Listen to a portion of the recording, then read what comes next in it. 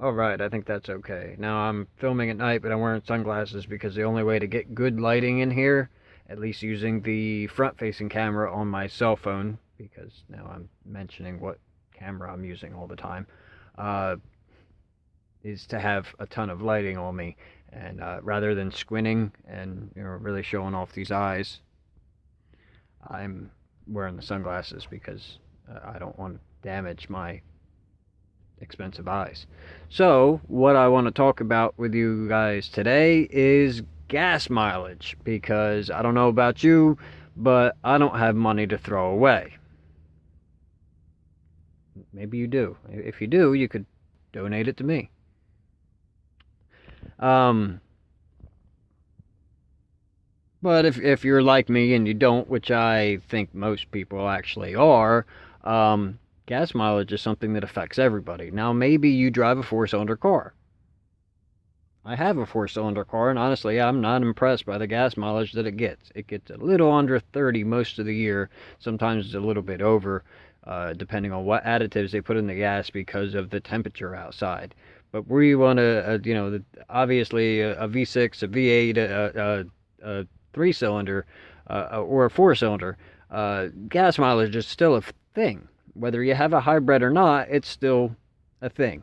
So, I want to talk about the different ways that you can actually save yourself some money and get better gas mileage. I'm going to start with number one is keeping your car properly tuned. And I don't mean going out of your way and putting aftermarket air filter systems and all kinds of horsepower stuff, because that's going to do the opposite of what you're actually looking for. It's going to give you more horsepower, but you're going to suck more fuel because the more air you put in, the more fuel you put in, the more horsepower you get out. But the more fuel you put in, the more out of your pocket you put out. So we're going to stay away from that stuff. But a clean air filter is a very good thing. If you get a K&N, K&Ns are good filters and they will get you better gas mileage, but it's a double-edged sword. If you drive with a heavy foot, you're better off not having a K&N. If you drive with a light foot, like grandma, which I try to do with the van because it gets crap gas mileage, then a K&N's a good idea. It's going to give you a little better airflow and you're going to get a better air-fuel mix, which is going to allow you to have more power and less struggle. In the case of if you drive with a lead foot, you're just going to suck it up more. Keeping your tires full of air with proper pressure, that causes less resistance on the wheels, less resistance on the motor. Therefore, the motor has to work less to keep it moving. Therefore, less gas mileage. More gas mileage.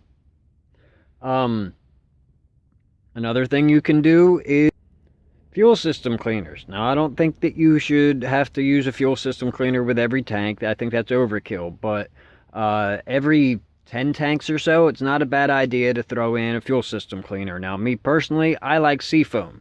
But Seafoam, I think, is a little bit of an overkill for smaller tanks. If you have a four-cylinder, you probably only got a 10 or at most a 14-gallon tank. You really don't need a whole thing of Seafoam. Lucas is very good for that. It's a little cheaper and it does the job. But for me, I got a 33-gallon tank. A can of Seafoam with a full tank is a good idea. Also, with any of these fuel system cleaners, you can clean out your vacuum lines. Vacuum lines end up building up soot because of excessive idling. It can cause other issues, but mostly it ends up causing the motor to have to overcompensate for vacuum pressure, which causes any overcompensation causes lower gas mileage. For you van dwellers, because van dwellers watch my show, letting your batteries run down low, or your one battery, or if you have 10, doesn't matter. If you let them run down low, when you start the vehicle, your alternator has to overcompensate. Well, the only way the alternator can overcompensate is by creating a greater resistance. A greater resistance causes motor to have to overcompensate, therefore wasting more gas mileage because you use more electricity. I don't necessarily know that it's any better for you to start the vehicle periodically, but a lot of you guys have generators, so it doesn't matter. I don't have a generator. I'm going to go for the solar thing because I'm only going to run 3 batteries at most. And you guys have seen my electrical setup. I'm not running high power.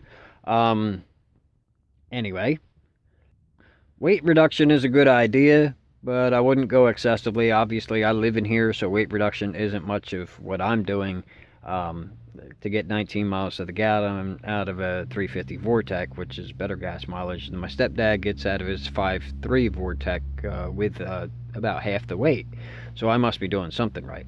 Synthetic oil. I put synthetic oil in every vehicle that I own. Ever since I had a 1990 Nissan Maxima that got 32 miles to the gallon on synthetic oil, and I took it off the road with 492,000 miles. The motor still sounded perfect, but it needed a transmission, and it really wasn't worth putting it in there. But ever since then, I was using it before then, but that was the first time I really proved it.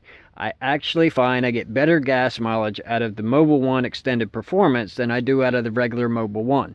Up to 2 to 3 miles per gallon. It's a little bit more expensive, but if you catch it at AutoZone, you get it on sale, and it's always cheaper at Walmart anyway. But if it's on sale at AutoZone, you can get a premium oil filter to go with it, which actually would end up being cheaper than Walmart. Sometimes you can get mail-in rebates too, but I don't have a dependable address, so I don't bother with that. But synthetic oil is definitely worth it. Most newer vehicles are designed to have it in there anyway, so anybody watching this thinking, hey, I can do something. If you got a vehicle that's 2006 and up, it's not going to work that way. But for you older guys, it is worth it. You can watch any number of reviews. I know there's a lot of people that say that it's not good, but I am ASE certified, and I don't have the card to prove it anymore because it was in my wallet and I got robbed. But I'm ASE certified, and I stand by it 100%. I've put it in all my vehicles, and ever since I haven't had to do any major repairs on internal engine or had any issues with extra leakage like they complain about or any of that. This video is getting kind of long.